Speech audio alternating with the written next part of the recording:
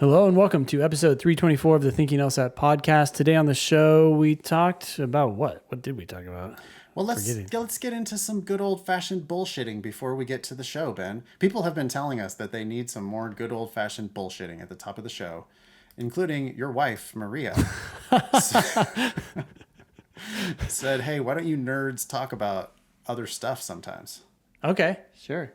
I've seen 4 movies, Ben, since the last time I talked to you. 4 movies in the theater. 4. In the theater. Wow, what'd you see? 4 movies in the theater. Yeah. I saw, and I enjoyed all but, well, the first one, I saw that Matt Damon, Ben Affleck thing, The Last Duel.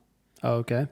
Oh, it's like a historical something or other, right? Yeah, definitely don't need to see that. Okay. It's fine, whatever. If you like big Hollywood movies, you could go see that. No, I don't, whatever. The ones that I really liked, I saw a movie called The Rescue. Do you know what The Rescue is about? No, what's it about? The Rescue is about, remember when those, the Thai kids got stuck in the cave in Thailand? This is a soccer team or something? Thai soccer team got caught in the cave, and then these badasses had to go cave dive them out. Wow. Pretty incredible. Pretty good. I like a documentary from time to time, and I can definitely recommend The Rescue. Okay. Jimmy Chin made that movie. It's a National Geographic movie, but he does a bunch of those climbing movies.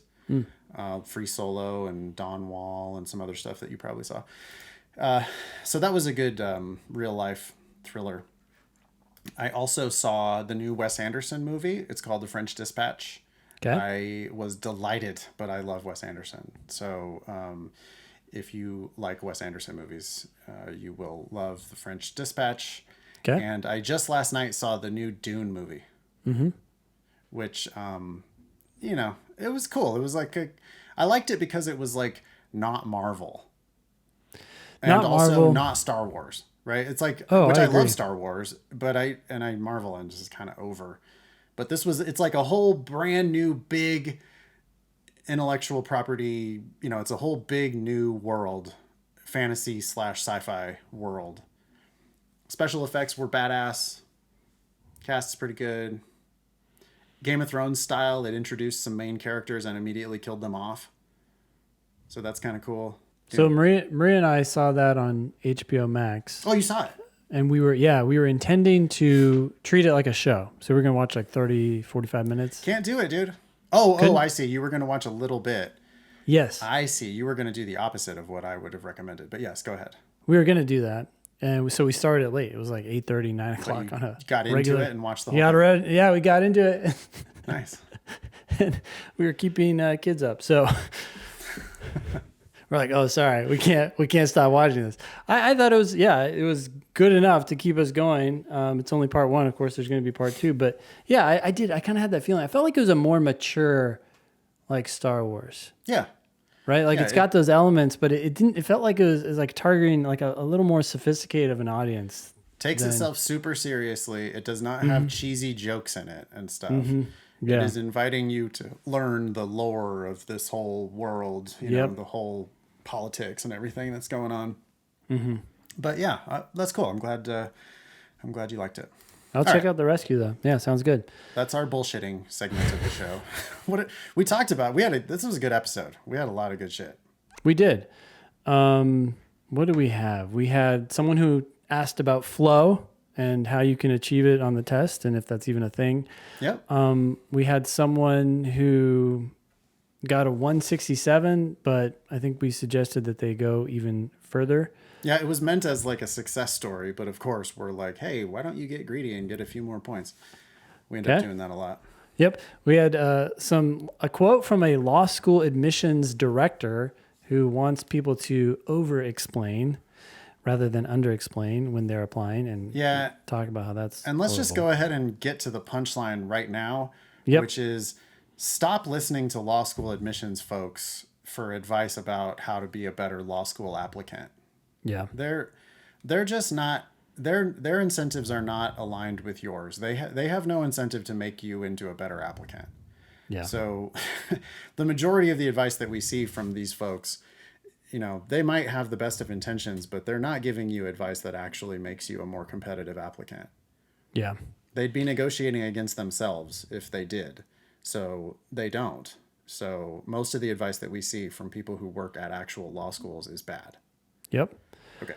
Then we got Adam, who was tempted or is tempted to apply to schools now to see what offers he can get with his 3.98 GPA and 167. But we're like, okay, think again. Another guy who's just so tragic that he's about to sell himself short. Oh, I'll just apply late now. I'll apply now and see what I get. See what I get. I know I'm going to apply next semester, or next round, but tragic, where if he gets a good offer and takes it, it might be the worst thing that ever happened to him. Mm-hmm. Like, nah, I don't want to play in the big leagues. I'll just settle for this minor league. Don't do that. Don't do that. We also looked at an accelerated program that someone wrote in about. An accelerated program, at least in this case, was 2.5 years. We talk about that and why it might not be a good idea. And then finally, we have a personal statement from David, who did start really strong and had a solid statement, but could definitely improve it. So, yep. Cool. This is going to air on Monday, November 15th. The January LSAT registration deadline is coming up on December 3rd, so in a few weeks here after Thanksgiving. If you have not already signed up for Demon Free and joined Nathan's study group, I would strongly encourage you to do that. He meets every Thursday with how many people? It depends. It goes up and down. Sometimes it's like in the hundreds. Lately it's been more like 50, 60 people. Yeah. Every Thursday. Yeah. Yeah. I mean, that probably sounds like a lot of people. But it's a good thing because it means that we get lots of questions. You can ask any question you want. Just show up and talk to me. Look forward to that every Thursday, 4 p.m. Pacific, 7 p.m. Eastern. Yeah, it sounds like a fun session. It's for an hour, right? Yep. Okay. And of course, the one that's going now is getting people ready for the November test, but that's going to change next week, actually, right? It will be after when you hear this, it'll be shooting for the November LSAT. Anyways, let's December. jump in. Sorry, it'll be shooting for the January LSAT. What did I say? I don't even know what I said. November. Oh well, it is, but at this point, yeah. By the time you hear this, it'll be shooting for January. We will convert to the January 2021 LSAT, and you don't have to. By the way, you don't have to be signed up for the January 2021 LSAT. In fact, it would be a good idea to come and talk to me, and I can help you decide whether to register for the January LSAT. The deadline for that again is December 3rd, and so we have the next few weeks to kind of decide whether we want to register for the January test. Let's jump into this email from David. Sure thing. It says, "Hey, Ben and Nathan, I'm a Demon Basic subscriber, avid podcast listener, and overall fan of your approach to the LSAT. Your drilling tool has been invaluable to me during my study." That's the place in lsatdemon.com where you just hit drill and do one question at a time. "I'm writing the November test on Friday." David sounds Canadian. Yep. "I took the October test and scored 166. I'm retaking because my practice tests were in the low 170s. Sounds like a good plan so far. If your practice tests are in the low 170s, you absolutely shouldn't settle for an official score of anything less than 170. Mm-hmm. "I'm wondering, do you guys enter a flow state while writing the test? You know, where time seems to pass instantly and you're so immersed in the material that it's almost as if someone else is taking the test.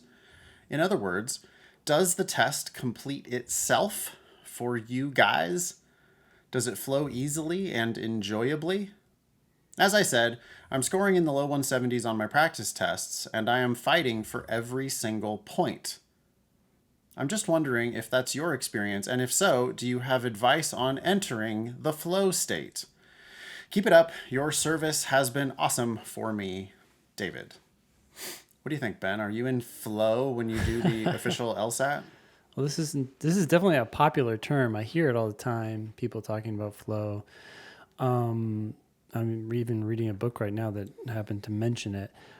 I don't know for sure if I'm in a flow state, but I would say probably so during most of the questions. And I think that stems from zeroing in on each sentence and trying to understand it.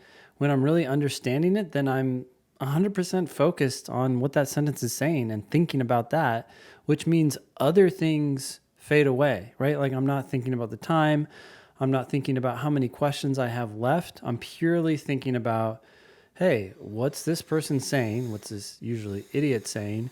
And what do I think of what they're saying? And when I'm 100% focused on that, I would imagine that's what most people define as flow, because you're not being, pulled in any other direction. Yeah, I'm definitely doing one question at a time. If I'm on question number 7, I am not still thinking about questions 1, 2, 3, 4, 5, or 6. Yep. And I'm not thinking about number 8, or God forbid, number 18, or, number 25. Yep. I am ruthlessly just solving every question. If we take David at his word here, I am fighting for every single point. That's definitely not how it feels to me.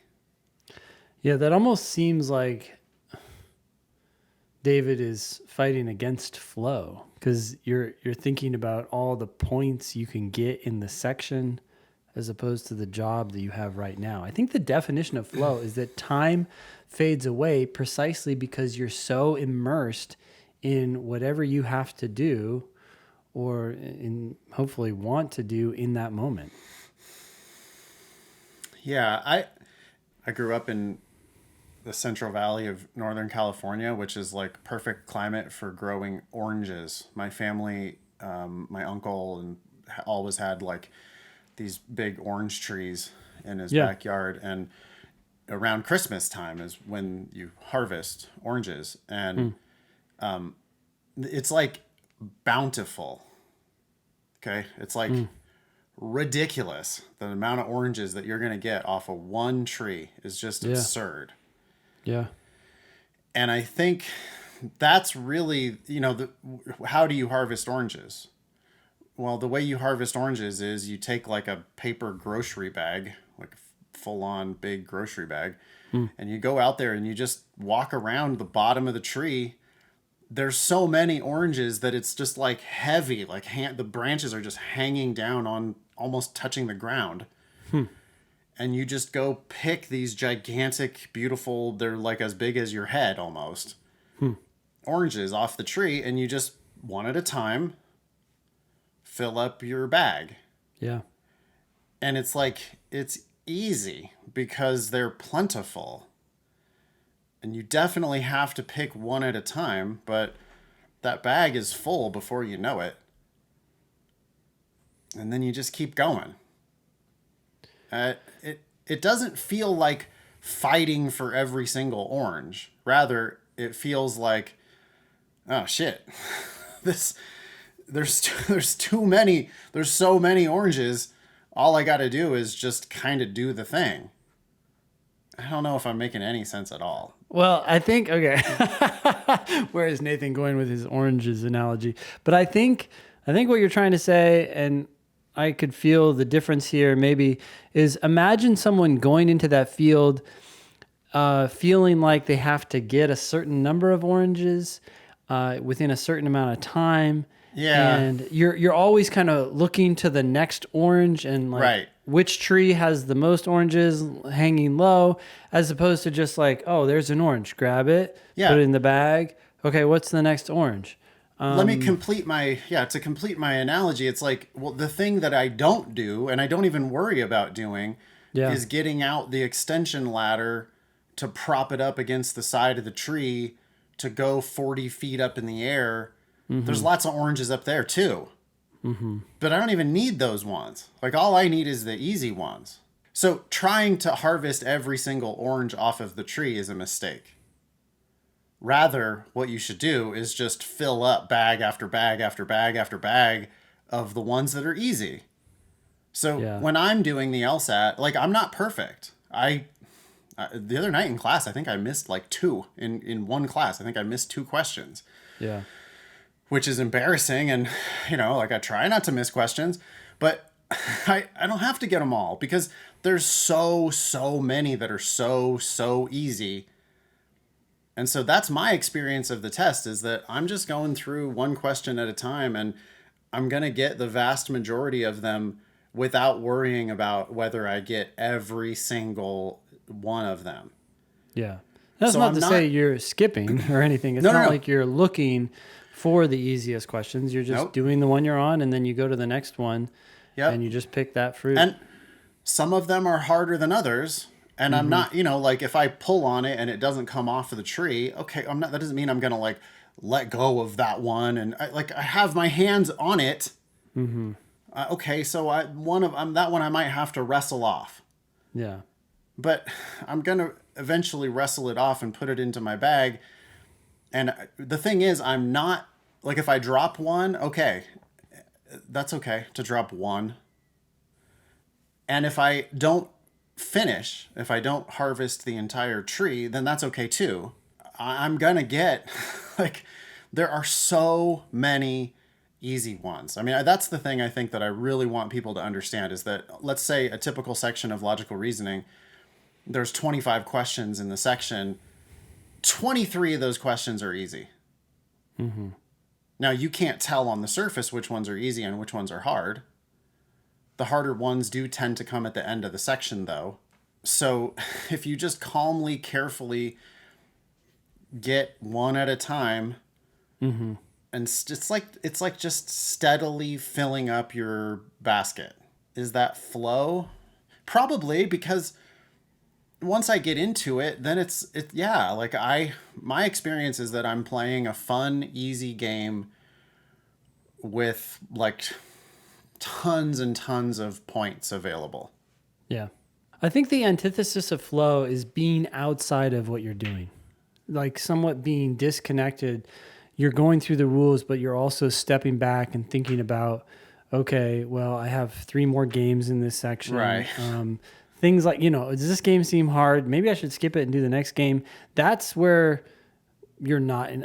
I know that you're not in flow. Oh yeah. Or even worse, this I really have to do well on this test today, because this is going to determine where I go to school and how much I pay to go there, and Yeah, else this is such an important test. Like, none of that. I'm not thinking about any of that shit. Nope, that's just external stuff. The definition of flow is you lose a sense of time because you are so enmeshed in what you're doing. So yeah, how do you get there? I think you tackle one question at a time, like you're saying in your orange analogy. I always think of it as, we talk about this test as having 3 sections, or I guess now 4 because of the experimental section. And you could think of the test as 3 mini tests or 4 mini tests. But I like to think of it as, in logical reasoning, as 25 mini tests. It's like, okay, I'm here, test 1. Question 1 is my first test, and I'm going to dive into that. Then once I'm done with that test, I'm going to go to the next test. This is where I think when people say like, oh, I've been drilling and now I'm doing a section and I can't go as fast, or I can't, it's like you're thinking about the section as an entity to be tackled rather than just the question in front of you, just like drilling. It really shouldn't be any different. You're just drilling through questions in order. Yeah, one question at a time, and they should feel easy if you're doing it right. I mean, that's the one. I just got to get that point across to people. That's the one thing that transforms people's score more than anything else, is this acceptance of the reality that these questions make perfect sense. Mm-hmm. It's not tricky. It's not like tricks and traps and they want you to get the right answer. Yeah. If you read it carefully and solve the damn puzzle, and every one of them is solvable. On the logic games, it's like super clear, right? I mean, it's like anybody given enough time can answer every question with 100% certainty. But it's really the same on logical reasoning and reading comprehension. They really intended for one answer to be obviously answering the question, and the 4 wrong answers just don't. Yep. And if you stop thinking about if you go too fast, then you're still thinking about the ones that you didn't quite answer, questions 1 through 6. That's bad because you're not working on question number 7 because you already fucked up on questions 1 through 6. Yeah. Alternatively, if you're worrying about number 25, then yeah, you're not, like, number 7 is going to be a hell of a lot harder for you Yeah. because you're just not devoting your whole processing power to that one question. I know I apologize to the listeners because we've said the same shit 1,000 times, but I mean, it's like the one LSAT lesson that people really, you need to hear it, I guess. Yeah. Sounds Cool. like David's close. Yeah. Good luck, David. Hopefully some of that can be implemented into what you're doing right now, and you can go even higher than the low 170s. It shouldn't feel like fighting for every single point. It does feel like David is a little bit like making it harder than it needs to be, resisting how easy the test actually is. If he's fighting for every point, what? They're giving you the vast majority of the points, they're giving them to you. Yeah. You just have to take your time to accept that gift. Last thing I would say for David is that when you start focusing on individual questions, maybe more than you already have, and you get into flow or whatever you want to call it, it's okay to get out of flow. It happens all the time. People find themselves starting to think about, oh, how much time do I have left, and so on. Just catch yourself and then say, okay, that's not important, and get back into the next question, whatever it is. I think people beat themselves up because they understand what they need to do and what they need to focus on. And when they're not doing that, they think that they're like failing or something. It's very normal for your brain to like go off on tangents. The really successful test takers hit a bump and they get back into the test instead of like going down that rabbit hole even more, which just pulls you away from the test even further. Yeah. A little bit of meditation can help. I've been doing my 10 minutes a day most days. Sweet. And it really is amazing how you just wander off. I mean, you're like, you have one job, which is to follow your breath or whatever brand of meditation you're doing. You're just trying to quiet your mind and just kind of focus on anything, whatever that thing is. And next thing you know, you're just off thinking about absolutely anything else besides what you were trying to think about. And that's okay. And it's just all about returning to center, getting back on the horse.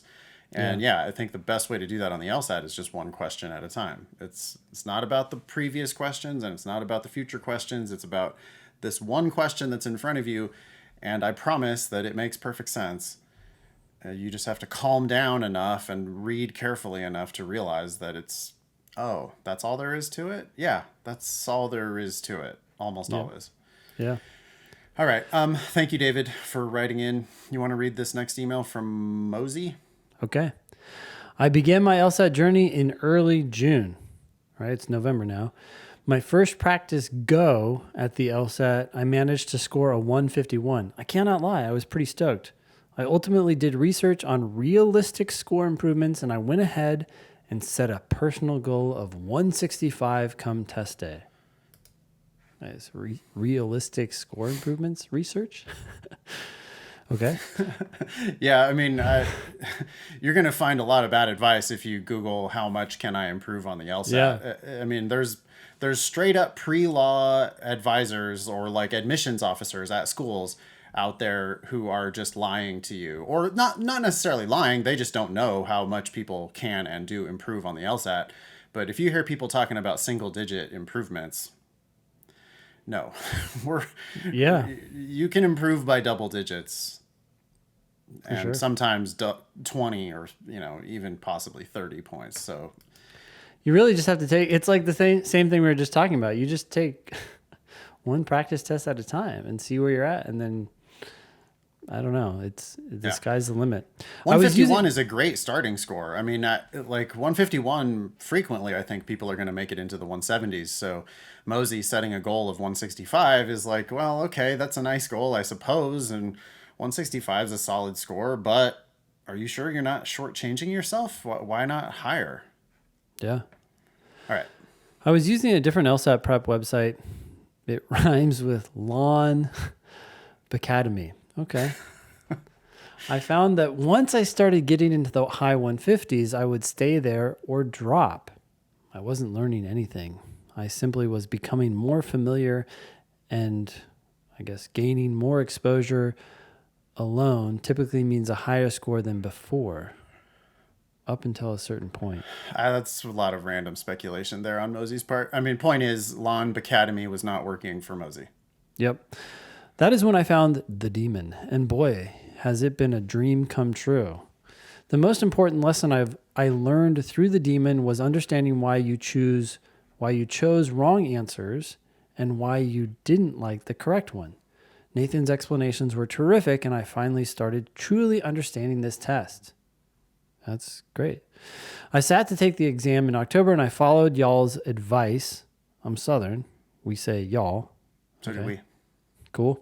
I got into my regular practice test routine on test day, meditated, listened to some Kane and Kanye. Kanye. I knew that was it, but Sorry.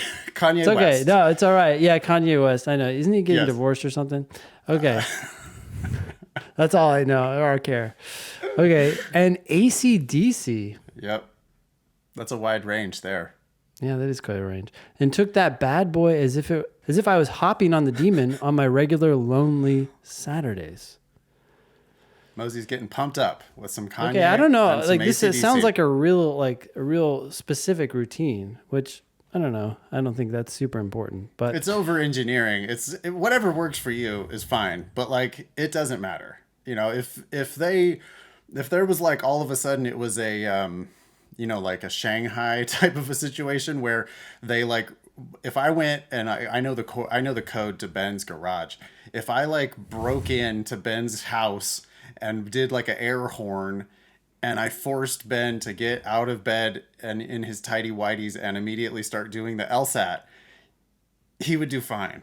Because the thing is, if you're good at the test, then it doesn't matter what you do before the test. Like, it's fine. But anyway, Mosey has a complicated pregame ritual involving meditation, but then also getting pumped up with Kanye and AC/DC.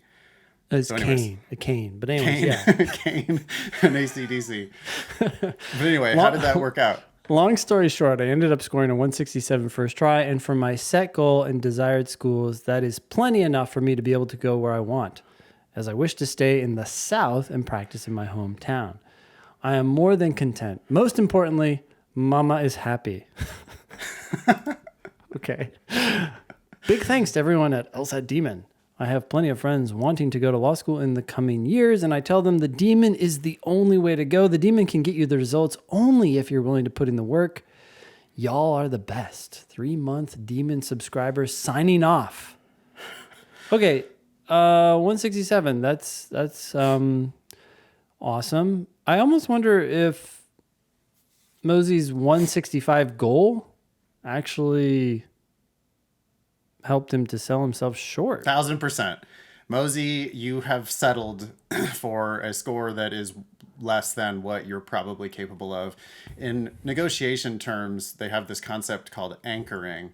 You anchored yourself on 165, and you just decided that for no reason, you decided that 165 was a good goal. That's really why we don't even talk about goals. I mean, Yeah. we don't. The first thing Lawn Academy does is it has you set a goal, and we don't do that here because we don't know how high you might actually be able to reach. And like Mosey, if you settle on some goal, we think that might actually prevent you from scoring higher. Now, all that is just, whatever. Congratulations, Mosey.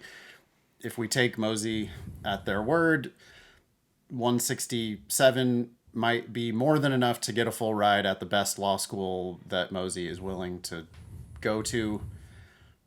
If that's the case, then great. But boy, if you're paying tuition or if there's a better school you could go to, then you're making a pretty tragic mistake by settling for that 167. Yeah, it's great. It's awesome. I mean, I'm glad you got there. I just hope that your practice test scores aren't substantially higher and you're just, I don't know, checking out. Just don't pay for law school, Mosey. If you're going to get a full ride with that 167, then, more power to you. Yeah. But if a couple more points would get you $50,000 more in scholarship money, you need to reconsider and take the test again. Yeah. Thanks for writing in. Glad you had a good experience and glad your mama is happy. So let's jump into pearls versus turds. This is where we take some, advice out there for the LSAT or law school admissions and decide whether it's good or bad. The scoreboard so far is that we've come across 16 pearls, 56 turds, and 24 ties. So this one is coming to us from N. It says, "Hi, y'all. I was at a law school mixer yesterday when the director of admissions made the comment that, quote, 'It is always better to over-explain than under-explain because we have very active imaginations.' She gave the example of having LSAT scores that do anything but go up. Scores trend down or trend up and down. But it also applied to personal statements when she made the comment. Seems iffy to me. Care to share your thoughts? Thanks, N." So what do you think of this tip from the fox guarding the hen house? Oh my who gosh, says it is always better to over-explain than under-explain because we have very active imaginations. What do you think about that? Absolutely not. It is such BS. Imagine you're going into negotiations with these people. You're going to negotiate how much you pay to get what they're offering, and they're telling you to tell them as much as possible. Of course, the other side in a negotiation always wants more information because somewhere in that information is going to be little clues that reveal how weak or strong your position is. I just got the question the other day. Someone was asking, "Hey, I have a DUI, but then the DUI got knocked down to something else, or reckless driving or something like that. Do I need to disclose that I had a DUI?" And my answer to that question is always, well, what's the literal question that the law school is asking you? Answer that question literally, which is truthfully, and you're done. That's how lawyers go around in this world. They don't say, and by the way, while I got reckless driving, I got conviction for that, but it was actually stemmed from a DUI incident or potential DUI incident. It's like, no, now you're just vomiting information. Just don't take advice from law school admissions folk. They're not your friend. The more I think about this, the more I'm pretty clear here. Their incentives are just not aligned with your incentives. Their incentives are exactly the opposite of your incentives. They have no incentive to make you a better applicant. They have no incentive to help you position yourself to emphasize your strengths and downplay your weaknesses. They want to know your weaknesses. You don't want them to know your weaknesses. Don't listen to them when they're telling you to fucking over-explain. That's bullshit. That's like a prosecutor in it's a murder trial or something. The prosecutor talking to the defendant like, "Oh, you'll be fine. You should definitely just take the stand. And when you do, just be yourself. Just, just answer Be freely. yourself. And we want to, because really we want to know who you really are. So we want to know the whole story because we have overactive imaginations. Yeah, we are. I mean, hey, if you don't take the stand and fully explain everything we ask you, then, we're just going to imagine that you probably did it. So, yeah, we think you definitely should just get up there and speak freely. Really let it out. Bullshit. You're just...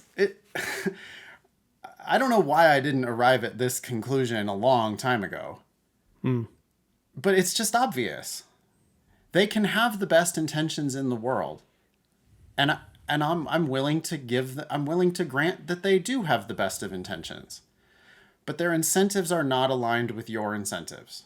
And because of that, it just seems very clear that you should not listen to anything they have to say about law school admissions. Mm-hmm. They're not your friend. They're just not helping you. This is a clear turd. Yeah. Thanks for writing in. N says, seems iffy to me. You're right. Your gut is right. We have more examples of this coming up later on the show, so stay tuned. Oh, okay. Because there's other examples of law school admissions folk giving extremely bad advice. They want one thing. They want you to apply to their school and pay them money. And pay them money because they need people to pay tuition. They don't want to give you a scholarship if they can avoid giving you a scholarship. And so they don't want to make you into a better candidate. They don't want you to retake the LSAT and get a better score. They want you to apply with the shitty score you have and then pay them full tuition because you're already interested in them. Mm-hmm. The math of it does not work out for them to give you good advice. They would be hurting themselves if they gave you good advice. If they told you to retake the LSAT, get 10 points higher, then you would go get a scholarship at a better school. And if there is some, when you over explain in your application anywhere, personal statement or anywhere else in your application, when you over explain, then you're giving them ammunition to deny you or to not give you a scholarship. Or like when you make it clear that you got accommodations on the LSAT, you're just giving them ammunition to discriminate against you. So don't. Yeah, well, keep in mind, this person said, we have very active imaginations. That can be both positive and negative, right? If you put your best foot forward, their imagination could go beyond right. what you're actually capable of. It doesn't matter. You want them to believe that so they get FOMO when they start to get the sense that you're applying to another school. That's why you carefully think about which facts you want to include and which facts you want to omit. Mm-hmm. You don't have room to tell your entire life story. You have room to present facts that present you in a good light and allow their overly active imaginations or very active imaginations. They're humans. You present evidence that would invite them to imagine good things about you instead of presenting evidence that clearly invites them to imagine bad things about you. Yeah. It's not that hard, but you do have to have one bit of, what is it? Empathy? Maybe it's empathy. You have to be able to consider the other, consider who they are and what they do. Yeah. What their goal is and what they're trying to accomplish. Yep. They're trying to get you to apply to them, only them, and then be locked into a position where you either have to go to them and pay full price or not go at all. They're going to feed you all kinds of bullshit about justice and access and diversity. And they're going to go on and on and on about it's so important that you have access to legal education and all this bullshit. And they make it look like they're really trying to help you, build your career. Yep. Well, that might be true, but only to the extent that it involves going to their school and paying a lot of money. Yep. Because that's their job. That's literally their job. I mean, they should get fired if that's not what they're trying to do. What? I mean, if you're the administration of the school and you know for a fact that your admissions people are giving people actually good advice and you should probably apply to 15 law schools and definitely take the LSAT multiple times. And, your score right now is plenty good to get in here. But, with 5 or 6 more points, you could go to this other better school and probably get a scholarship even.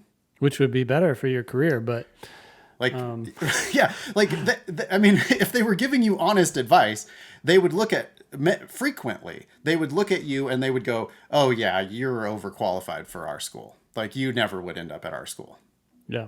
But they're never, ever are they going to say that. That's not a thing that they say. Yep. Because they would be fired, and they should be fired if that's what they did.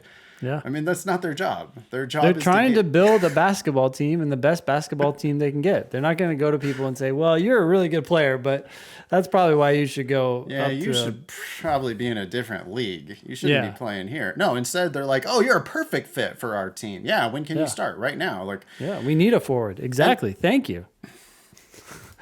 Yeah.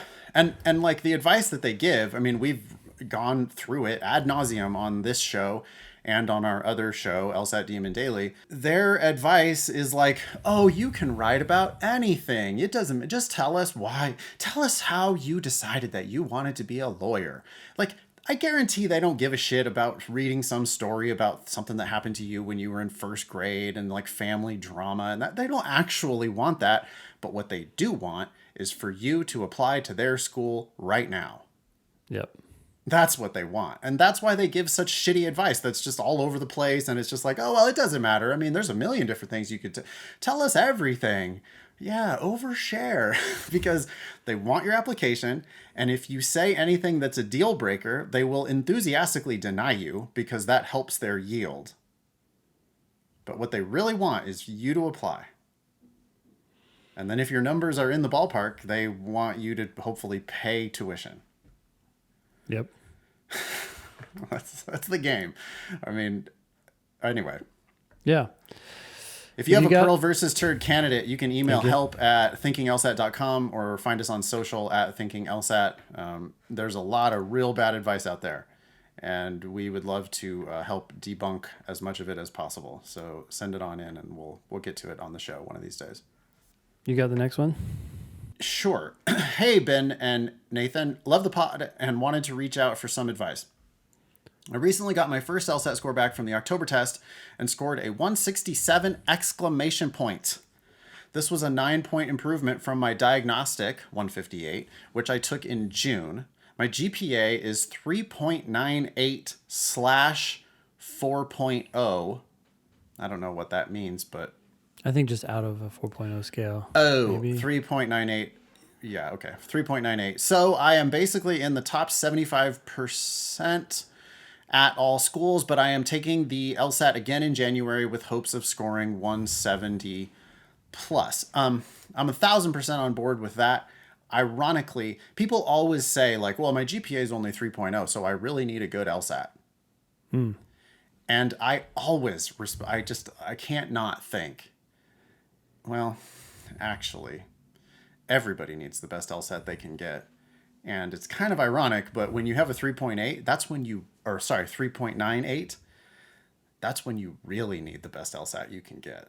Because you can go to the best schools in the world and possibly for free. Yeah, because it actually matters at that point. Like at that point, that's when you get to actually play in the big leagues. Like 3.0, you're not in the big leagues. Sorry. Yeah. It's not happening. Like, you do need the best LSAT you can get because you can still go to a good law school and you can still get a scholarship. Absolutely. Yep. But the ship has sailed in the vast majority of cases. The ship has sailed on Stanford actual law school. Yeah. And so, you know, at that point, it's like, you're going to end up going to a good but not great law school and you can go for free. So absolutely get the best LSAT you can. But what I hate to see is people with a 4.0 or a 3.98 being at all willing to settle for a 167, right? That 167 exclamation point that Adam wrote about. Especially like, with a diagnostic of 158. That's a high diagnostic. 158 is a great diagnostic, and Adam, you need to for sure get a score somewhere in the 170s. Yep. Anyway, Adam continues with some questions. First, I am curious if you have any general advice for improving scores in the high 160s, low 170s. I prepared for the October exam using Demon Basic, but I am running out of practice sections. Obviously, I understand that y'all may be biased, but would upgrading to premium or live for a month or two be helpful? What do you think, Ben? Yeah, well, first of all, upgrading will give you access to more tests than you have even in Law Hub. So that alone will be helpful. But to me, I mean, I understand that everybody's financial situation is different, but we're talking about $100 difference per month. So if you do this for 2 months, $200 to go up to premium, $400 for 2 months to go up to live. But there's so much money on the table. I wouldn't hold back for that reason. And if you go to live classes, even just 3 times a week, and somehow, you know, a few things hit home that didn't hit home before, and now you're scoring in the mid 170s, gosh, that just changes everything. So I would say, yes, we're biased, but I can't see how it wouldn't be helpful or worth it. Certainly there are things that are helpful, but maybe not worth it. It's If just it not much has more. even a 10% chance of getting 4 more LSAT points, Yeah. those 4 more LSAT points are worth tens of thousands of dollars or even hundreds of thousands of dollars. So, and I think there's a lot better than a 10% chance that it'll work. It's not 100%, but it's a good chance of transformative upside, and it is a no-brainer. I am biased, but that does not mean that I'm wrong. Yeah. Do live or premium. I love live because we have multiple classes 7 days a week. You can drop in and talk to me, drop in and talk to Ben, drop in and talk to a dozen other 170 something scorers who, by the way, all got there via the LSAT Demon and this podcast. I would be shocked if you don't crack the 170s if you do that for a month or two and follow our advice. Yeah. Adam continues.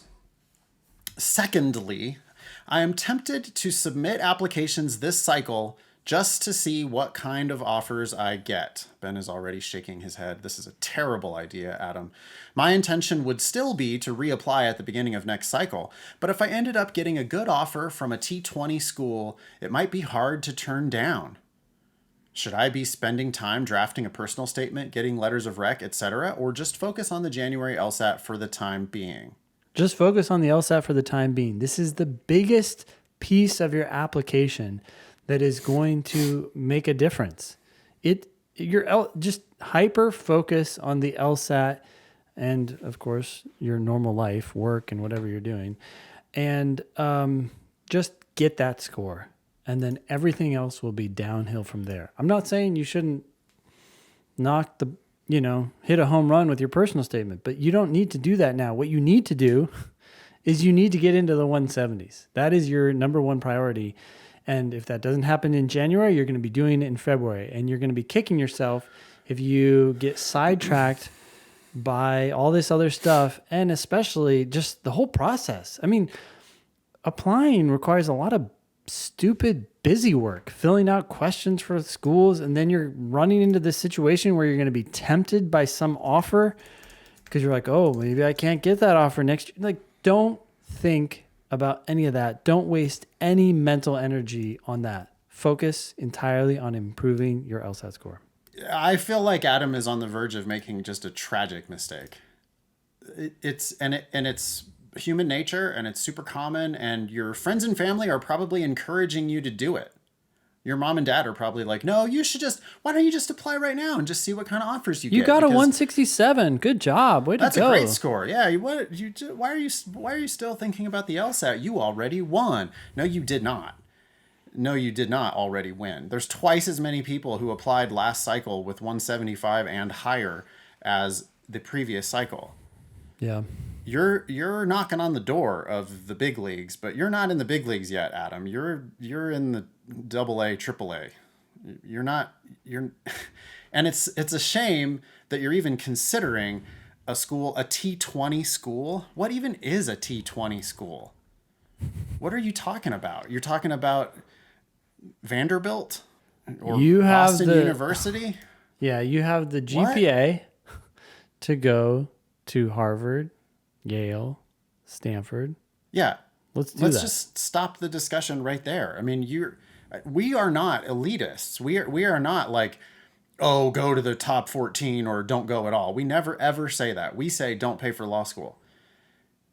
But exceptions can be made for Yale and Stanford. And many of our teachers, former or current teachers even, have decided that it's worth it for them to go pay for Harvard and Yale. Yeah. And you can talk to them about that decision. And sure, we might still say, well, really? Because you could have gone to NYU for free or whatever. But at that point, we're willing to kind of back off and say, the opportunities that a Stanford law school gives you might be worth, like, fine, whatever. Yeah. But you're talking about like, okay, so you get a scholarship at Boston University right now. I mean, I just went to lsatdemon.com/scholarships. Yep. I looked at our scholarship estimator. I put in 3.98 and 167, and it's looking like right now Adam gets a full ride to Boston University Law School. That's a top 20 school. If Adam considered that to be a great offer and went to BU, I would just consider that to be a tragic short selling. Mm-hmm.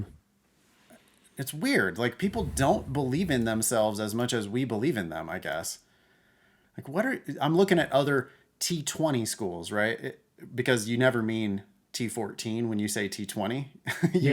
you only mean Georgetown, UT Austin, Vanderbilt, WashU in St. Louis, USC, or Boston University. Like, that's what you mean when you say T20. Yeah. And to me, it's like, wait a second. If you got 4 more LSAT points, because right now the best full tuition scholarship on the estimator is BU with a 167. With a 171, oh my God. So that's 4 more LSAT points. Yeah. And not only are there full tuition scholarships from higher ranked schools, but I'm seeing more than full tuition at Duke, ranked 10th. Wow. And University of Michigan, ranked 11th. And both of those schools with a 171 seem like they're going to not only give you a full ride, but also give you a stipend. Not to mention a full ride at Cornell, a full ride at Georgetown, more than full at Vanderbilt, WashU, USC. Like, it's just, like, Adam, please, I'm begging you. If you got a good offer from a T20 school this year, it would be the worst thing that ever happened to you. Yep. And you wouldn't even know how bad it was. Because you don't know how good it would be. You'd be so happy with your good offer. Like, you called it good. Which, that's maybe we should just shut up. Maybe we should just let Adam go be happy, like blissfully ignorant.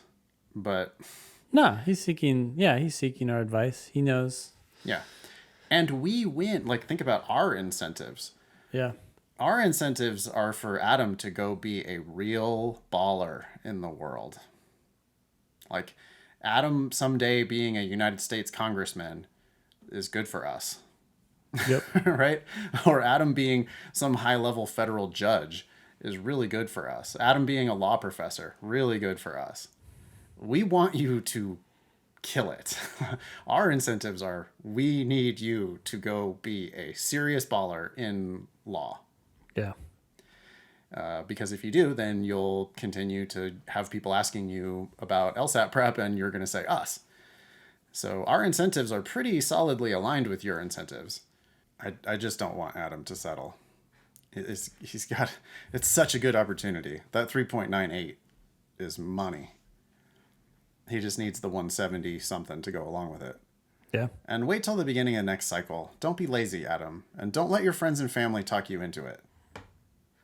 Everybody's parents are pushing them to make bad decisions. Like, your folks don't know the law school admission game. Even if they're lawyers, they just don't know what they're talking about. This happens all the time, by the way. As a parent, you're expected to know a lot of shit. And so your kids come to you with some random problem, and you analogize to some other domain of the world, and you give them some advice. And sometimes that's good, but a lot of times I find myself saying, you know what? I don't know. And I go get an audiobook, and then I start to know a little bit. But even then, I just know a little bit. But I still feel a lot better than when I didn't know anything at all. And I can only imagine how many times I've just given random advice out of my ass that may have no basis in, like, the actual field. There you have it. Yeah, parents are full of shit. And Ben Olson knows because he's a parent. Yep. Yeah. All right, Adam, please write us back. Man, keep us posted with your progress on the LSAT. Come talk to us in class if you decide to upgrade to premium or live. Boy, I really think with a 158 diagnostic, you should end up at like 175 or something. And if you do that, it's not just a little bit better. Like, you're clearly excited about the 167, but 174 shits all over a 167. I mean, it's just not even the same. It's a different totally different league. A totally different league. It's like the difference between being able to hit an 80-mile-an-hour fastball. I can't hit an 80-mile-an-hour fastball. I can't play college baseball. No fucking way. Like, I would not be able to touch an 80-mile-an-hour fastball. Being able to hit an 80-mile-an-hour fastball, great. You can play in a certain league. You cannot play in the big leagues, though. In the big leagues, you're going to need to be able to hit a 90, 95-mile-an-hour fastball.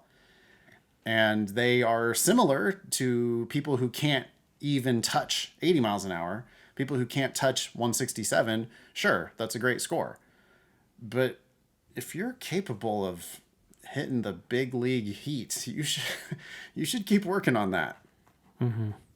Oh, third question from Adam. Lastly, I haven't heard y'all talk much about the optional essays offered by a lot of the schools I am looking at. How important or unimportant are those, and how specific do they need to be? If I send out 12 or more applications, is it worth going through and writing optional essays for each school? Feel free to use my name on the pod. Thanks and advice for the advanced best, Adam. I'm glad that Adam is thinking ahead, but I really want him to just stay focused on the LSAT. And I'd say don't worry about any of this. Me too. Don't be lazy, Adam. I mean, I got to say, I've been getting this a lot lately, because that means that people are applying too late in the cycle. It's like you're already not listening to our advice if you're asking me about optional essays right now in mid-November. Yeah. It's like you should already be thinking about applying next cycle, not this cycle. Yeah. And we've gone on and on at fucking extreme length about that. So I'm sorry, but listen to our bigger advice, which is apply in September. Second, what real lawyer is out there asking this question? Should I bother with these optional essays? Yeah. Should I do these? Yeah, you should, if they make your application better. That's the standard. That's the question. Can you answer the question confidently with a good piece of information that's going to be the same or ideally better than the rest of your application? If it's not, then don't answer the question. It's always the same answer. If we were in a legal matter, like you have the option to file many motions. Should you bother filing those motions? I don't know. Are they going to help your case? Like, are you going to get something out of it? Yeah. If you're going to overshare unnecessary bad information, Right. then don't do it. But if you're like, oh, this question resonates with me, I have something to say about it, and it makes me look good, then write it and submit it. That's the question. That's always the question. Yeah. Now, you can recycle some content, like, for example, if you have a blurb about your transcripts that you think people ought to know, or if you want to write a diversity statement or whatever, you can certainly copy paste some of that and use the same stuff for multiple applications. But other places, if they're asking you specific questions and you don't see that question asked on any other application, you probably have an opportunity there to make a case for yourself or marginally improve your case somehow. Yeah. With a thoughtful answer that paints you in a good light. So, boy, lawyers are just not lazy. I think you should carefully consider every single one of those prompts and carefully consider whether you can help your case by answering. Yep. And it's okay not to answer. Like, silence is frequently a great option, but I can't just blanket tell you whether you should or should not. I mean, you should definitely consider every one, though. I'll stop with that. Cool. Okay, you ready to look at this email? Let me think where this came from. Eric sent this to us. Sure. He's a Demon student and part of our team helping us with some video stuff. Thank you, Eric.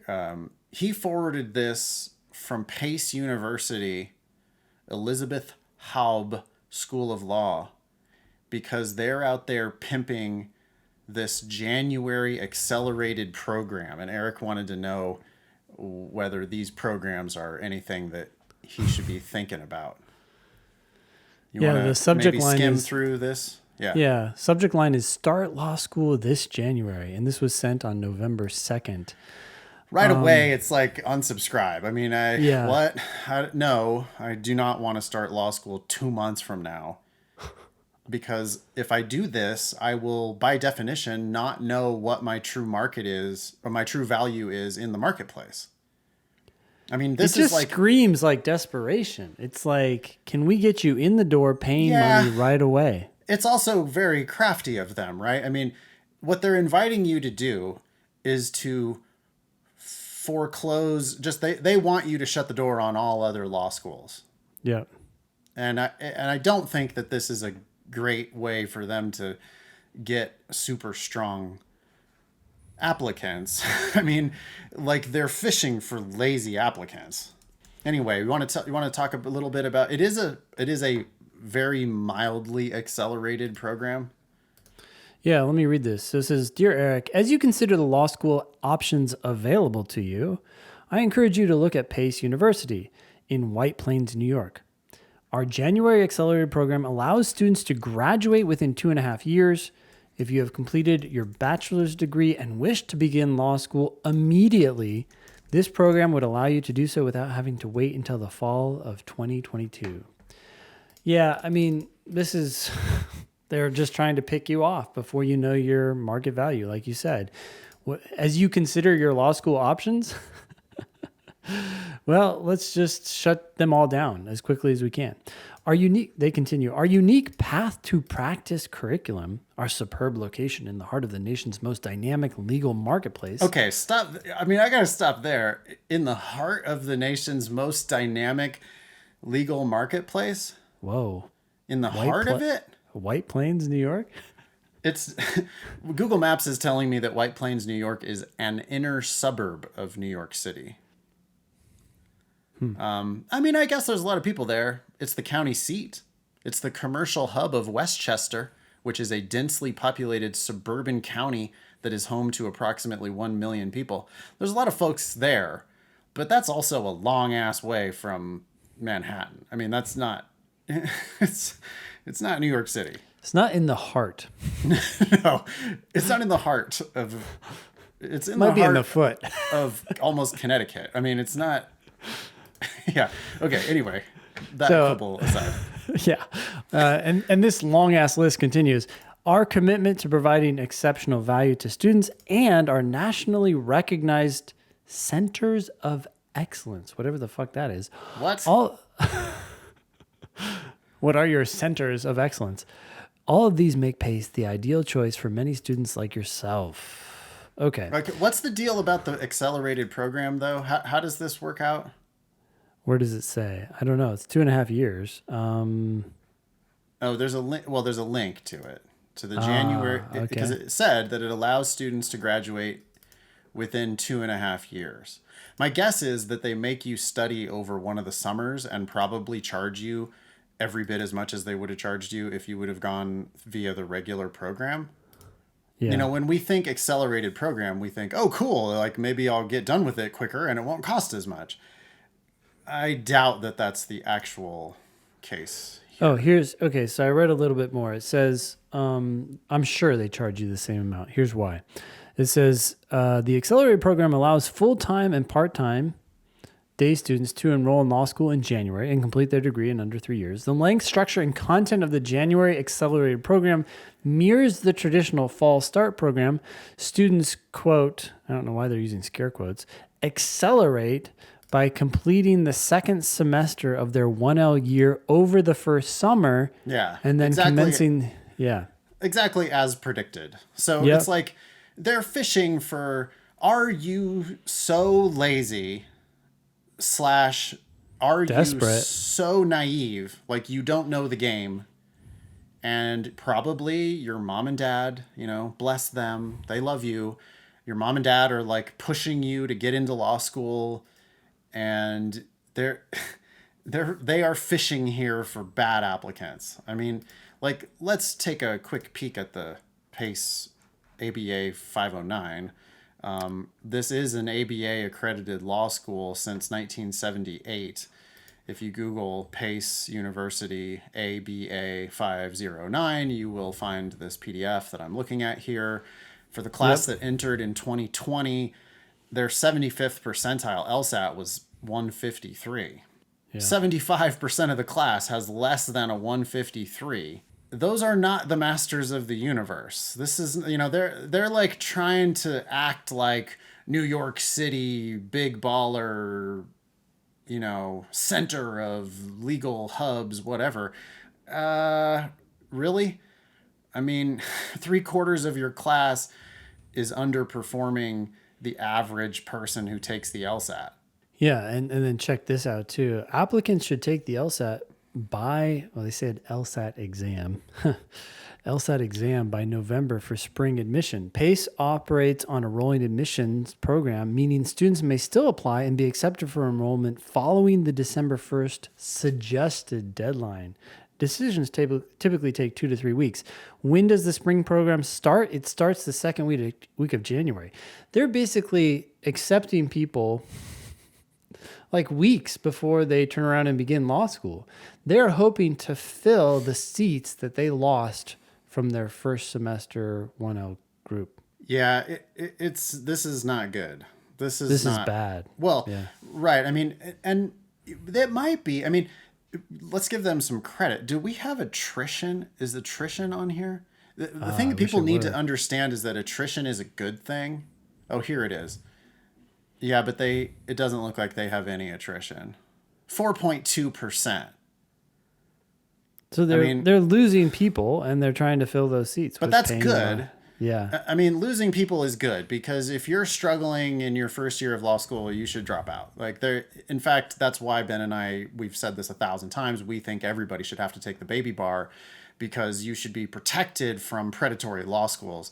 A law school that has a 153 75th percentile is not a good law school. Yeah. And they are selling the dream to people. And if they are also failing people out of the first year, then that means that they're a little bit conscientious about their scam. Yeah. But if they just let everybody graduate, which seems like that's what happens here because the attrition is it was 11 people last year. They lost 11 1Ls out of 272. That should be much, much higher if they actually had a conscience. Yeah. I mean, because there's no way these people are successful. I just can't. I don't buy it, and you shouldn't buy it either. That was a tangent. What were we talking about? We were basically just saying don't fall for this. I was reading this thing under exceptional value. Talk about value. It says law school is a big investment. So we do everything possible to make sure our students get a sound return. Really? I sure hope that's true. The first step is keeping the cost reasonable. We have reduced student debt by offering competitive scholarship and grant funding to qualified students. Okay, well, you're helping some of your folks. You're helping the folks who are going to help you raise your LSAT and GPA. You could just lower the tuition. The tuition is $25,000 per semester. Yep. Okay. I mean, yeah, 86% of the class pays something less than that. They're doing the same scam everybody else is doing. They're brutally overcharging people, and then they're giving everybody some kind of a cheesy scholarship. 43% of their class got a less than half tuition scholarship, which means 43% of their class is there on a scholarship but still paying more than $25,000 per year to go to this school. Yeah. Which even if it was 25 per year, it would be overpriced. Instead, it's 25 per semester. And, these getting a $5,000 scholarship or a $10,000 scholarship to this school means that you're still brutally overpaying. Another 37% get somewhere between half and full tuition, and then 7% of the class gets full tuition. If this is the best school you can go to for free, then okay, it's the best school you can go to for free. But if you're going to pay any money at all to go to this school, I think you're getting ripped off. Hey, last sentence here. It says, please join us for an online counseling session. Yeah. Look Yeah, at how they phrase that, right? It's Oh like, no. hey, come, we're going to help you. Oh yeah. They all do that. I'm starting to see the full thing. It's like, oh, we're going to be so help. They have all kinds of these things. Personal statement writing workshops and how to do, resume building and strategies for financing and all this bullshit. Strategies for financing. That's the worst, man. We're going to show you how to get the money to give to us. Yep, 100%. Yeah, no. Thank you, Eric, for sending this in. This is not a good idea. Don't do this. Thank you. Yeah. Oh, we got a personal statement. We do. So we've changed our way of doing personal statements on this show. Okay. In order to protect my mental health personally. We have... The gauntlet wasn't enough. The check boxes weren't doing anything. We were still getting too many garbage personal statements that were not following any of our advice. So now team member Haley is, she's young and resilient. So her mental state, she can handle it. She's going through and actually gatekeeping and sending us no more than one good personal statement per week, or the best of all of the submissions has a chance of making it onto the show. Okay. Hey, I was distracted for a second because I want to talk more about this trend of law school admissions folk giving applicants terrible advice. And I thought I had it on the agenda for this show. It turns out that I have it on the agenda for LSAT Demon Daily. Okay. So you're going to need to tune in to that show to hear our full discussion. We got an email from Loyola in Los Angeles. Yeah. Regional law school in LA. It's fine. It creates real lawyers. It's not great. There are much better law schools right there. So they're a regional law school.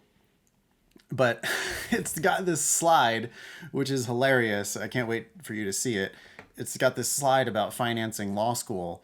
And it's like, basically, everybody thinks that they're going to get scholarships, but really what you need to do is think about federal loans and private loans, and even maybe do a GoFundMe and beg your friends and family to pay. GoFundMe? It says literally GoFundMe on the slide. God. And anyway, I can't wait to rip this up, but we're going to do that on Demon Daily. So we'll talk to y'all on the other side. If you would like to. That's a 5-day-a-week shorter podcast, by the way. Wherever you listen to this, you can also listen to Demon Daily. Yep. Okay, ready for an actually good personal statement? Let's hear it. Or hopefully actually good. The best that we received this week. Okay. I am a critically acclaimed jazz guitarist. My music has received radio play on every continent. I have toured North America and performed at Canada's premier jazz clubs. I have performed alongside Canada's best jazz musicians, notably Juno Award winners, Ooh. Kelly Jefferson, Ernesto Cervini, and Jackie Richardson. David, I have a feeling that this personal statement is going to be better than most. There's already a lot here that I like. But your semicolon privileges are revoked. You don't know how to use them. Do not use a semicolon ever. You also failed to include the serial comma or the Oxford comma, whatever you want to call it. When you have Cervini. a list of 3 or more items, you need a comma before the last and. Yeah. The last item. I achieved this professional success by developing both musical and non-musical skills. This is kind of like a conclusion. I'm guessing that David's going to kind of go into some of that later. Probably could have just omitted that and I just would have gotten omitted straight into it. What do you think? So I like that this is different. I like that David is putting his best foot forward here by Best telling foot us, forward by far. Yeah. he's telling us something that he's good at, which is like, well, what does jazz guitar have to do with being a lawyer? Well, shit tons of hard work. Yeah. I mean, like being good at anything, especially something that requires hard work, that's a really good topic. Yep. Because you're inviting me to use my active imagination to imagine that you probably might be also good at other things if you can be good enough to be a critically acclaimed jazz guitarist. If the phone rang right now, I would accept David, assuming his numbers are right. Your sentences are clear. You've made some Misuse of a punctuation semicolon. mistakes. Yeah, but overall, your sentences are short. They're clear. You're putting your best foot forward. So many statements start with the failure, start with random bullshit that doesn't make sense. I could see even David jumping into this without giving us context, but he did. It's like, okay, I don't know anything about jazz, but I see you as a winner in this field, and we want winners. I'm sure you can bring your skills over to the law. Now, this last sentence, I think I agree 100%. It can be and should be cut. I achieved this professional success by developing both musical and non-musical skills. It's like kind of a given. Yeah, let's get in there. Let's hear about those actual skills. Don't just say skills as if that says anything. It doesn't say anything. Like, let's talk about what those actually are. But I also, I mean, we're always going to nitpick. There's a little overselling here with the adjectives. You know, does it really have to be Canada's premier jazz clubs? Jazz clubs? I mean, you could have named one of them maybe because that's a fact. You could have named, you know, in Toronto and Vancouver and Ottawa or whatever. You could have done that. That would have been maybe okay because that's a fact. But just sort of dropping in there premier when you... It's conclusory, yeah. Yeah, and also critically acclaimed jazz guitarist. Is there a way that you could have said that more specifically? Like, did you win an award? Yeah. Who's the critic who acclaimed you?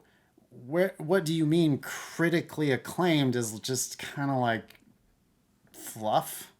Yeah. I did hesitate on that, but then I was like, well, if someone did... if they're a known critic, I kind of let it go. I think, but I agree. This is great. It's great. It just needs polish, and we need to fix those punctuation. We can always mistakes. do a little bit better, but this is already starting off in a 170 type of a range because, like Ben said, if we got interrupted right now, we're like, hey, we already like your LSAT and your GPA. Otherwise, we wouldn't be seriously considering you. What are you, a professional jazz guitarist? Yeah, you're in. Yep. I don't need to know anything else. You're in. All right. To develop my musical abilities, I practiced my instrument 5 hours a day for 8 years. You could probably cut the first half of that sentence. I mean, like, it's a fact that you practiced your instrument 5 hours a day for 8 years, and it goes without saying that you did that to develop your musical abilities. Yeah, and the next sentence repeats it. Oh, jeez. I practiced for those hours in order to play guitar at a professional level. Yeah, no shit. Just talk more about being a pro. Yeah. We don't need the origin story. I like the fact of practiced 5 hours a day for 8 years. I would love it to be almost like the introduction to a sentence that has like another point. So it's more like dropped in. Yeah, after practicing my instrument 5 hours a day for 8 years, I started getting paid to be a jazz musician. And then tell us about your life as a professional jazz musician. Yeah. Right now, it feels like it's too much. It's like, oh, this is the sentence. This is the purpose. It's like, okay, I figured you practiced a lot. Yeah, no shit, you practiced a lot.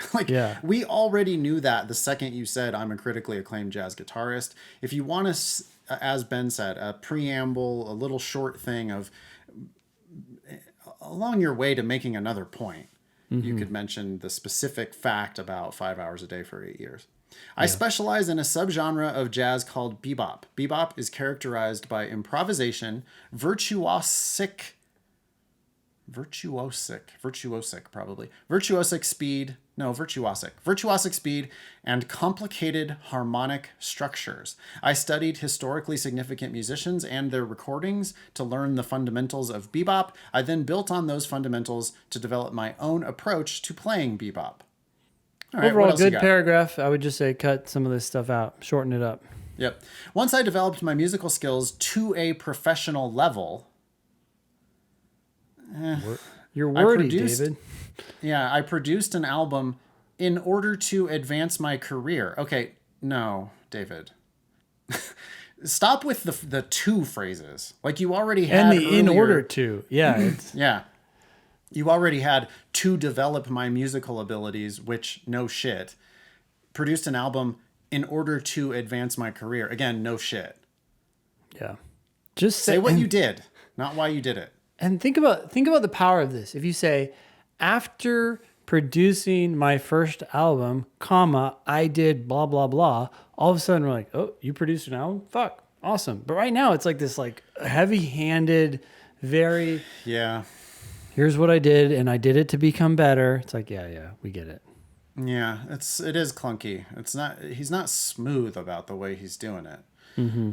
I implemented non-musical skills as the producer of this album. I don't even think that that's a correct use of implemented. I'm not sure that Implemented? you implement a skill. I think you You can apply a use skill. You can yeah. exercise a skill. You can use a skill. I don't think you implement a skill. Also, it's just telling because it's conclusory. It's too high level. You need to just say what you fucking did. And look at this sentence. So because he had the heavy-handed, I implemented non-musical skills as the producer of this album, just cut that. Yeah. But then because he did that, then he has to go, one example of this was. Ugh. That's 5 words there, dude, that don't need to be there. Get to your point.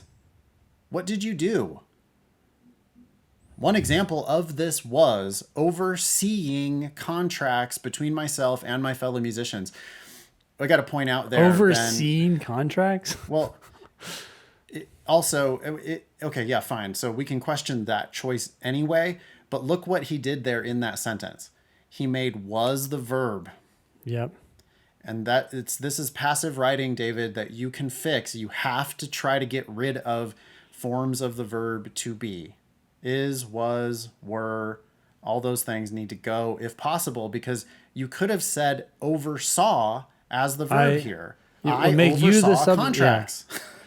I agree 100%. This sentence could be a lot better by getting rid of the was and replacing it with I oversaw. And then I'd want to deal with oversaw. You oversaw you oversaw? contracts? What, Right. you trying to make yourself a lawyer? This just seems like Yeah. David has an overselling problem. I agree. You signed a couple contracts with your buddies because you had to make a deal. Like, stop saying too much. And how much did you actually do for that contract? Right. Like, David, being badass at jazz is so much more impressive than you're trying to shoehorn in other skills that you... Oh, I had to do all kinds of other skills. Well, no, yeah, whatever. Maybe you shouldn't have. Like, you maybe should have had a lawyer, actually. Yeah. Because you're using skills that you don't have. Like, you do not have the skills to oversee a contract. You don't even know what that means. You can't because you haven't been to law school. The contracts were straightforward agreements establishing payment and royalty allotment. Well, if they were straightforward, then why is this even impressive? Mm-hmm. I managed the project's finances so that my team of musicians and recording engineers received the agreed upon payment. That is brutally overselling. Like, what did you do there? You paid people for some work.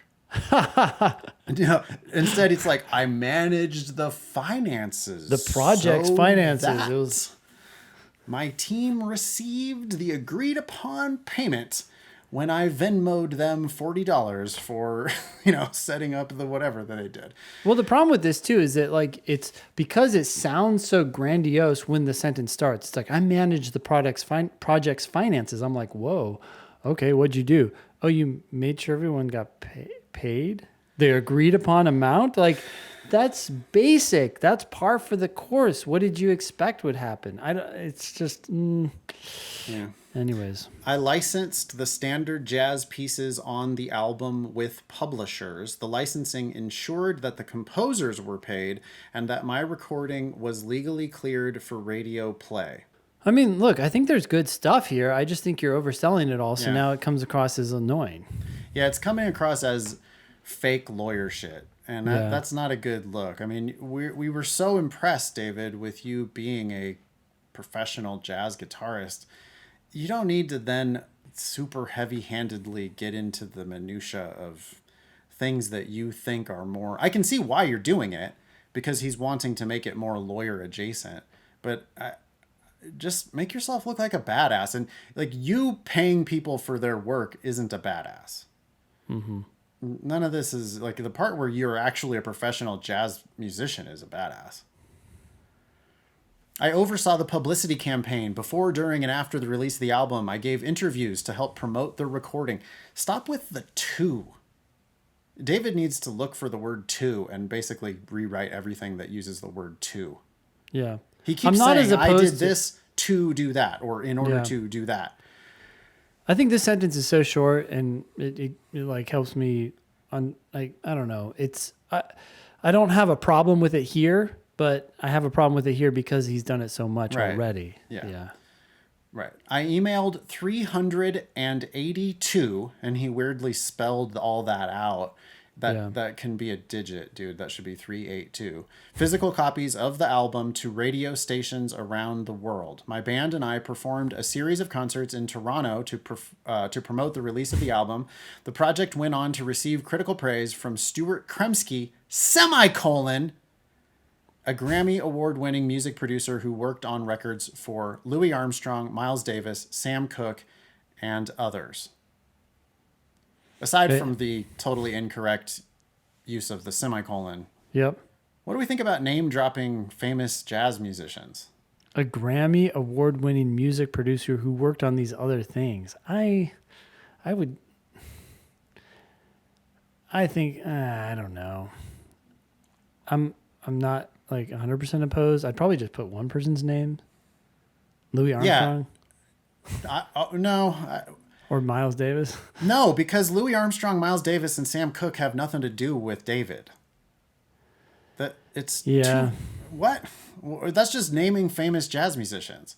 I mean, so you're gonna keep Stewart, but then maybe stop at a Grammy award-winning music producer? Yeah, that's fine. Yeah. But instead of critical praise, why don't you say what he actually said? Like, what was the critical praise? Yeah. Because critical praise is telling. But you could have shown me what that praise actually was. Project received radio play globally, including CBC's Saturday Night Jazz and Toronto's Jazz FM 91. Great. In addition to being a performer, I approach music from an academic perspective. My master's thesis, Why You Aren't Better at Guitar, A Guide to Thinking Your Way to a Higher Level of Musicianship. And by the way, Ben, do you notice that the W in that is not italicized? Oh, very weird. Beginning. First letter, not italicized. I was so distracted by the length of the title. I don't know why academics have this problem, but they seems like all their titles are way too long. They need to take a lesson from clickbait. Hey, David, don't capitalize masters there. You don't need to capitalize masters in master's thesis. So don't capitalize masters. If you're going to italicize that whole title, you definitely need to italicize the W at the beginning. That's the type of shit that lawyer types catch, like, easily. I would also, going on that vein, lowercase the word at. Why aren't you better at guitar? Oh, yeah, in the title, that at shouldn't be capitalized. Yeah. Okay. And delete the rest of the subtitle. You don't need a guide to thinking your way to a higher level of musicianship. Just cut that entirely and say, my master's thesis, why you aren't better at guitar. No one cares about the long title. Yeah. We just want to get into what you have to say. Agreed. Anyway, that thesis is based on pedagogical methods I studied at McGill, as well as my own experience. Okay. Little high level, little telling. Yep. The thesis challenged common conceptual errors related to learning the guitar. It offered remedies to these common pitfalls so that guitarists can realize their musical goals more efficiently. I compiled interviews of jazz musicians discussing their practice process and extracted the recurring themes into simple principles. I addressed the mental and physical process of learning the guitar and outlined a clear framework to work on both. That's a little clunky because framework to work. Also, you just overused the word to, so you probably should just rewrite that without that clause.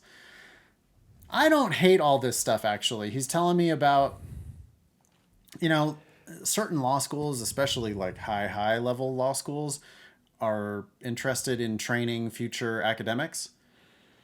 And the fact that David is not only a professional jazz musician, but wrote a master's thesis about learning better ways to learn guitar, that is Yeah. fairly compelling, I Yeah. think.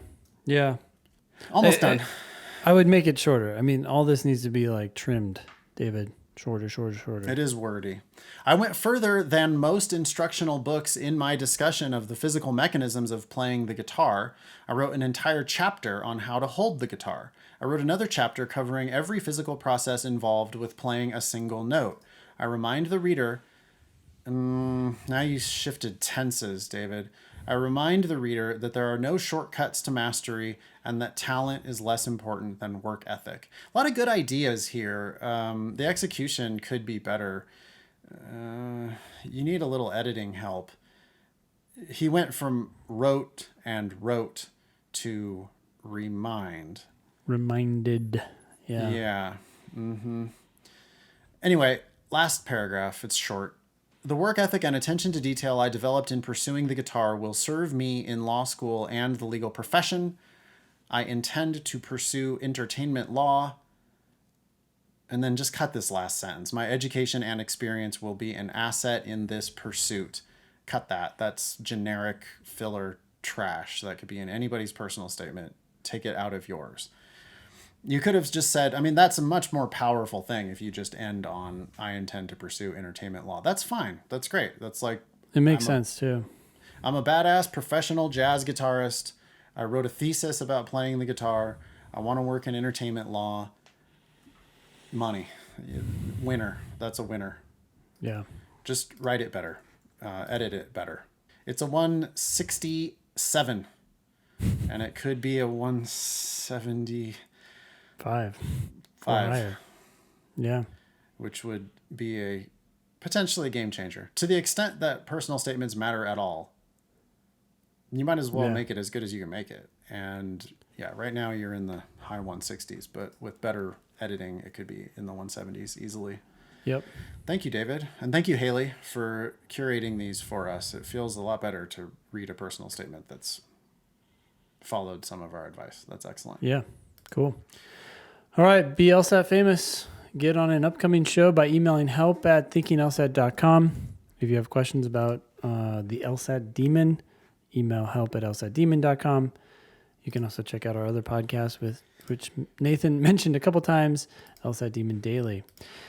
That was episode 324 of the Thinking LSAT podcast. Thanks all y'all for listening. There's a y'all there.